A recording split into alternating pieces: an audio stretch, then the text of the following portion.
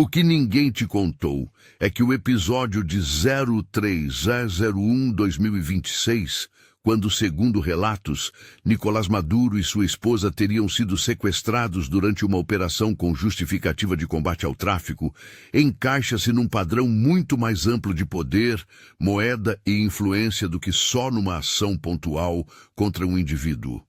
Eu quero destrinchar isso com calma. O que foi alegado oficialmente, o que permanece sem confirmação e quais interesses estratégicos podem estar por trás do pretexto público. No dia 03/01/2026, reportagens e autoridades afirmaram que houve uma operação contra o núcleo do regime venezuelano e que Maduro e sua esposa foram detidos. Repito, trata-se aqui da narrativa oficial e de relatos que circulam. Não estou apresentando isso como prova irrefutável, mas como o ponto de partida da análise. O pretexto público declarado é o combate ao tráfico de drogas. Autoridades norte-americanas e aliados apontaram acusações que, segundo elas, justificariam a ação. Ao mesmo tempo, muitos observadores e governos regionais classificaram esses relatos como alegações que exigem investigação independente. Antes de continuar, recomendo consultar relatórios da UNODC e análises jornalísticas sérias para separar o que foi confirmado do que ainda é hipótese. Por que isso importa? Porque, historicamente, grandes operações externas são raramente motivadas por um único motivo declarado. A política externa tende a justificar ações públicas com narrativas morais. Luta contra o crime, luta contra o terrorismo, enquanto interesses estratégicos e econômicos moldam a decisão por trás das cortinas. Neste caso, temos de manter 3 distinções claras: fatos confirmados, por exemplo, uma declaração oficial de ocorrência de operações, alegações, acusação de tráfico contra líderes específicos e interpretações estratégicas, porque determinado país seria alvo. Essa separação é essencial para não transformar hipótese em sentença. Contexto imediato: o pretexto e os números do tráfico. O pretexto oficial foi o tráfico de drogas. É legítimo perguntar: a Venezuela é realmente o epicentro da produção de cocaína na região? Segundo relatórios de organizações internacionais, a grande produção de cocaína na América do Sul concentra-se historicamente em Colômbia, Peru e Bolívia. A Venezuela aparece em relatórios como rota e, segundo algumas investigações, com atores ligados ao Estado envolvidos em atividades ilícitas em determinados momentos, mas a narrativa de que a Venezuela é a principal produtora não é consensual entre especialistas. Portanto, a acusação existe na narrativa oficial, mas a dimensão em termos de produção comparada exige checagem técnica. Mais uma vez, procure relatórios da UNODC e análises de institutos de pesquisa para ver os números atualizados antes de tirar conclusões definitivas. Resumo rápido do que temos até aqui. Houve uma operação que, segundo relatos, resultou na detenção de Maduro. O pretexto público é tráfico. A colocação da Venezuela como protagonista do mercado de cocaína precisa ser vista à luz dos dados regionais. Se você está acompanhando, inscreva-se e curta o vídeo para garantir que a gente continue trazendo análises desse tipo. Fica comigo que tem muito ainda por explicar. Precedentes e duplo padrão. Exemplos que incomodam. Agora, vamos ao que ninguém costuma enfatizar em manchetes: o padrão de tratamento distinto a aliados e inimigos. A política externa dos Estados Unidos tem uma longa história de intervenções justificadas por interesses diversos. Não estou dizendo que todas as ações americanas são motivadas por má-fé, mas há padrões. Álvaro Uribe, por exemplo, foi tratado de modo diferente em relação a acusações ao longo da sua carreira política. Houve momentos de arquivamento de investigações e de políticas de aliança que o beneficiaram diplomaticamente. Juan Orlando Hernández foi alvo de acusações graves ligadas ao narcotráfico em documentos judiciais no EUAR, e essas acusações alteraram sua trajetória política. O status judicial dessas investigações deve ser visto nos autos e em reportagens que acompanharam o caso. Na esfera internacional, o caso Jamal Khashoggi mostrou como aliados estratégicos podem receber tratamento menos severo. O jornalista foi assassinado na Embaixada Saudita em 2018, e relatórios de inteligência indicaram ligação com membros do alto escalão saudita, incluindo acusações apontadas por agências internacionais. Enquanto isso, governos aliados com problemas de direitos humanos ou de ligações com redes ilícitas frequentemente continuam indultados ou protegidos por interesses geopolíticos e econômicos. O ponto central aqui é este: o padrão não é aleatório. Quando um aliado tem valor estratégico, soldados, bases, petróleo, contratos militares, é comum observar leniência ou acomodação política. Quando um governo é percebido como desalinhado, pressões e mesmo ações diretas podem ser mais prováveis. Isso não prova nada sobre o episódio de 03/01/2026, mas cria um contexto interpretativo que precisamos levar em conta. Para quem quiser se aprofundar, há estudos e análises de think tanks que mapeiam precedentes de intervenção e políticas de exceção. Vale a pena consultar relatórios do Council on Foreign Relations e de centros acadêmicos que tratam de América Latina. Da doutrina Monroe ao que alguns chamam de corolário Trump, a história também ajuda a entender o clima. A doutrina Monroe, do século XIX, já estabeleceu a ideia de que potências europeias deveriam se manter fora das Américas, uma retórica de proteção que, com o tempo, virou justificativa para a intervenção hemisférica. No início do século XX, o corolário Roosevelt traduziu isso para a prática. Os EU se colocavam como árbitro de estabilidade econômica e política no hemisfério, às vezes por meios militares. O que analistas contemporâneos chamam de corolário Trump, termo interpretativo, não oficial, tem traços parecidos na prática. Uma política externa mais assertiva que usa justificativas de segurança nacional, narcóticos ou corrupção para intervir operacionalmente em países considerados fora da órbita americana. Chamo isso de interpretação, porque não existe um documento oficial com esse nome, mas existe uma lógica política que pode ser traçada comparando discursos e ações. Traduzindo em termos práticos, quando uma potência que se sente ameaçada em termos estratégicos, seja por uma mudança na ordem monetária, por influência de rivais como China e Rússia, ou por acesso geopolítico a regiões antes poupadas, vê uma oportunidade jurídica ou operacional, a resposta pode vir rapidamente. Isso nos leva diretamente ao tema das motivações geoeconômicas. Motivações geoeconômicas, petrodólar, yuan e influência na América do Sul. Aqui chegamos ao cerne que muita gente não conecta imediatamente ao caso Venezuela: moeda e energia. Desde a Segunda Guerra Mundial, o dólar se consolidou como moeda de referência no comércio global de energia, o chamado petrodólar. Isso confere aos indústrias vantagens macroeconômicas, capacidade de financiamento, influência em sanções e um papel central nas transações internacionais. Se grandes fornecedores de petróleo começarem a negociar de forma sistemática em outras moedas, por exemplo, o yuan chinês, isso gradualmente corrói a centralidade do dólar. Há indícios, em diferentes momentos, de tentativas de negociar petróleo fora do dólar, acordos bilaterais, contratos regionais, instrumentos financeiros alternativos.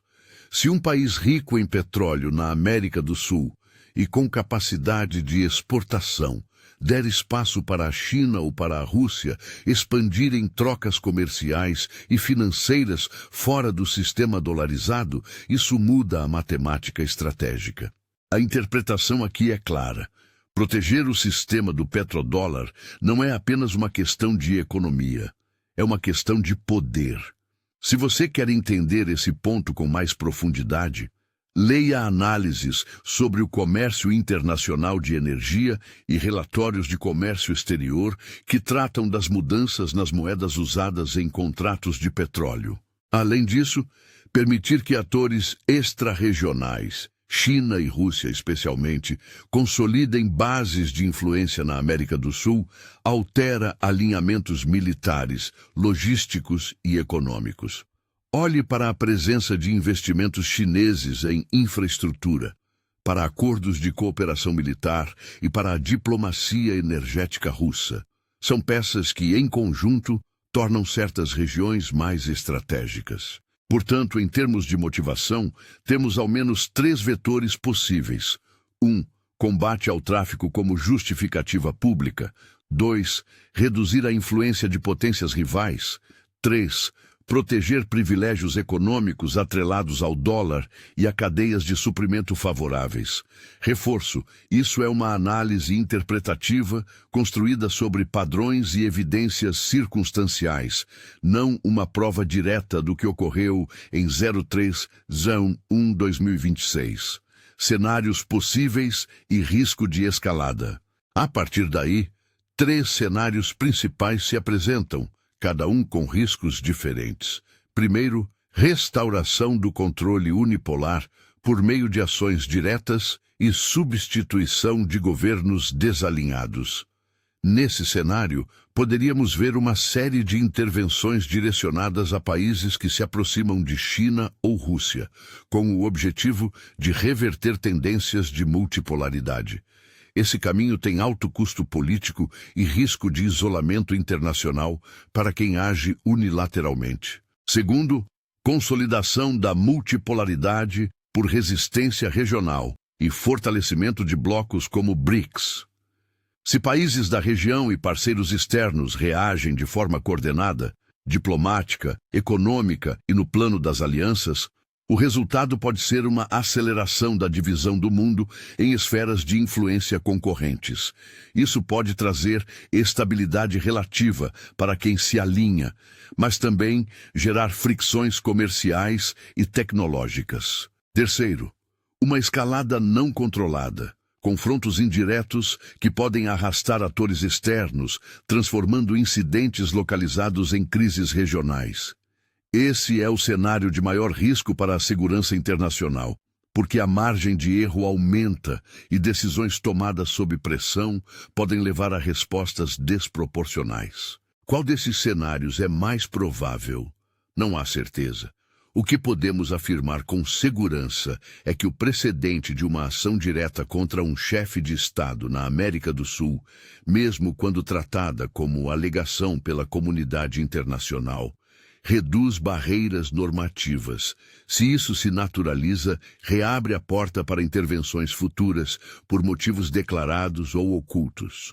Para acompanhar as reações internacionais e declarações de organismos multilaterais, recomendo acompanhar comunicados de organismos internacionais e análises de portais especializados em geopolítica. Implicações imediatas para o Brasil. As próximas 48 horas e além. O roteiro traz implicações concretas para o Brasil. Segundo a narrativa que circulou nas horas iniciais, havia decisões políticas e diplomáticas a serem tomadas em um curto espaço.